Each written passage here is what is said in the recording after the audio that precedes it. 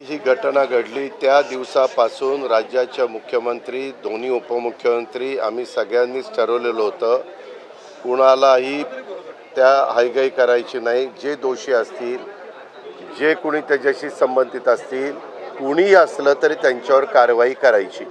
आणि त्या दिवसापासून ह्या गोष्टीला सुरुवात झालेली आहे. एक आहे की महिना होऊन गेला, त्यांचं कुटुंब देखील, त्यांची पत्नी असेल, त्यांची मुलगी असेल, त्यांचा भाऊ असेल, ते पण थोडे चिंतेत आहे की बाबा पुढं काही होतं आहे का नाही, होतं आहे की नाही, होतं आहे की नाही. वास्तविक यंत्रणा पोलीस यंत्रणा पोलिसांचं काम करते, CID मार्फत करते, SIT मार्फत करते. अशा या सगळ्या गोष्टी तिथं चालू आहेत.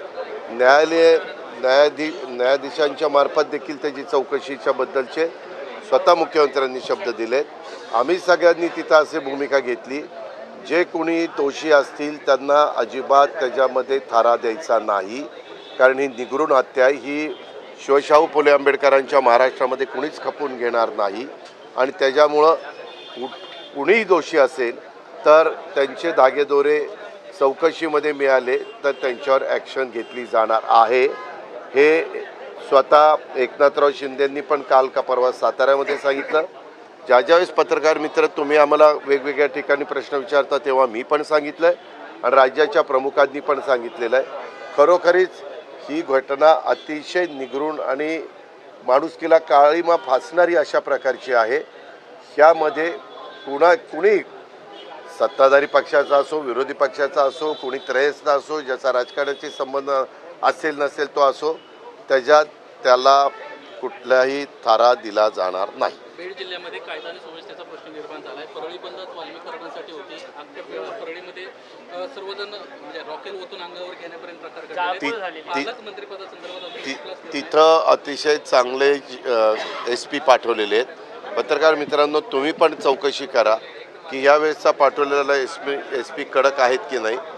त्यांना पूर्णपणे कुठलाही राजकीय हस्तक्षेप होऊ न देता तुम्ही कायदा सुव्यवस्था ही नीटपणे राखायची अशा पूर्ण सूचना त्यांना दिलेल्या आहेत, पूर्ण अधिकार दिलेला आहे. पालकमंत्री पदाची जबाबदारी घेणार का बीडची? कारण ज्या राज्यामध्ये पालकमंत्रीपदं, मंत्रीपदं, डिपार्टमेंट वाटप हा सगळा अधिकार जो राज्याचा मुख्यमंत्री असतो त्यांचा असतो.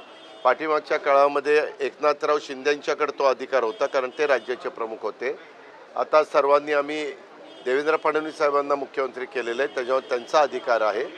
त्यांनी थोडंसं एक गोष्ट खरी आहे, निवडणुका झाल्यानंतर निकाल लागल्यानंतर मंत्रिमंडळ असे होतं, आता यायला काही वेळ लागला, त्याच्यानंतर खातेवाटप व्हायला वेळ लागला आणि आता तुमच्या ह्याचा पालकमंत्रीपदाचा. परंतु आज काहीतरी पानिपतला गेलेले आहेत मुख्यमंत्री, उद्या आपल्याकडं प्राईम मिनिस्टर येत आहेत.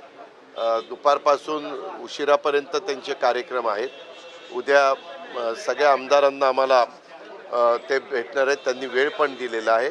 आणि त्याच्यामुळे मुख्यमंत्री पण दिवसभर त्यांचं वेलकम केल्यापासून त्यांना सी ऑफ करेपर्यंत त्या कार्यक्रमामध्ये राहतील दिवसभर. पण आणि दाओसला पण मला वाटतं 19 तारखेला त्यांना जायचं आहे. 19 तारखेला ते दाओसला जाणार आहेत.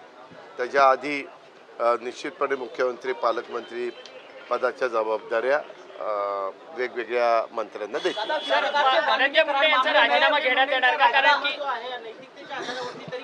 जे कोणी दोषी असेल त्यांच्यावर कारवाई करा असं मुख्यमंत्र्यांना सांगितलेलं आणि मुख्यमंत्री त्या पद्धतीनं दोषींवर कारवाई करतात.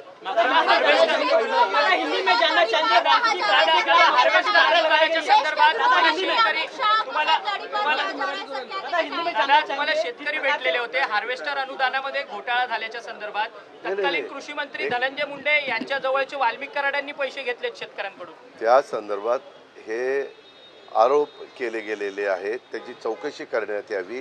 जे दोषी असेल त्यांच्यावर कारवाई करू. मी आत्ता म्हटलं की तू माझ्याकडनं लाख रुपये घेतले पण शेतकऱ्यांनी तसे मग तेच म्हणतो ना, मी पण शेतकरी आहे बाबा. मी शेतकरी म्हणूनच म्हणतोय की तू माझ्याकडनं लाख रुपये घेतले. मी त्याच्याबद्दल एवढंच तुम्हाला सांगतो. मी काय करतो, तुम्हाला वेळ देतो त्यावेळेस तुम्ही तिसऱ्यातच शिरता. मी इतकं स्पष्ट सांगतो, सगळ्या महाराष्ट्राला माझी मतं माहिती आहेत. मी कधी माझ्या राजकीय जीवनाला सुरुवात केल्यापासून जातीचा, पातीचा, नात्याचा, गोत्याचा विचार केलेला नाही आहे. महाराष्ट्र चांगला राहिला पाहिजे, कायदा सुव्यवस्था उत्तम राहिली पाहिजे, प्रत्येकाने आपापली जबाबदारी नीटपणे पार पाडली पाहिजे. आपल्या आजूबाजूला कोण आहेत, कसे वागतात, कसे बोलतात, लोकांशी कसे संबंध ठेवतात, त्याचं पण भान आमच्यासहित सगळ्यांनी त्या ठिकाणी ठेवलं पाहिजे. आणि चुकीची माणसं असतील तर त्यांना बाजूला केलं पाहिजे. या संदर्भामध्ये आता ज्या काही इन्क्वायऱ्या चालल्यात किंवा आपण जे म्हणताय कुठल्याही गोष्टीमध्ये कुठल्याही डिपार्टमेंटमध्ये जर कुणाला काही लाच द्यावी लागली असेल आणि त्याचे पुरावे असतील तर ते आम्हाला द्या. आम्ही त्याची चौकशी करू आणि दोषींना या ठिकाणी शासन करू. त्याच्यामध्ये कुणालाही पाठीशी घातलं जाणार नाही.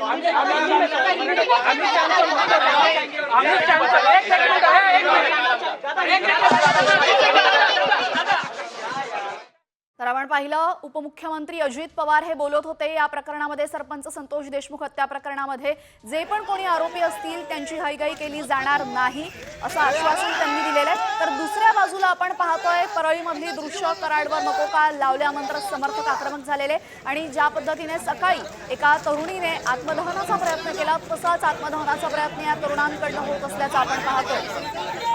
आजच कराडवर नको का लावण्यात आलेला आहे आणि त्यानंतर कराड समर्थक अत्यंत आक्रमक झाल्याची दृश्य आपण साम टीव्हीवर पाहतोय.